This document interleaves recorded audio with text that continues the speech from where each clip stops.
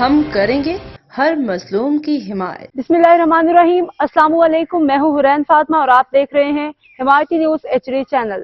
نظر ڈالتے ہیں آج کی اہم خبروں پر۔ ٹھٹہ میں ایکٹ انٹرنیشنل کے پروویژنل کوآرڈینیٹر عبدالجبار بھٹی سے عوامی پریس کلب ٹھٹہ کے صدر بلاول سمون اور جنرل سیکرٹری محمد عمر سرائی کی ملاقات ہوئی۔ اس موقع پر عبدالجبار بھٹی نے بتایا کہ ایکٹ انٹرنیشنل تنظیم ماضی میں تعلیم اور مائکرو گرانٹس کے شعبے میں کامیاب پروجیکٹس مکمل کر چکی ہے۔ عبدالجبار بھٹی نے مزید کہا کہ اس وقت ایکٹ انٹرنیشنل یونائیٹڈ کے تعاون سے مختلف کاروباری کے لیے گرانٹس فراہم کر رہی ہے۔ اس پروگرام کے پہلے مرحلے جس میں درخواستیں وصول کی جا رہی ہیں کی آخری تاریخ 20 دسمبر ہے۔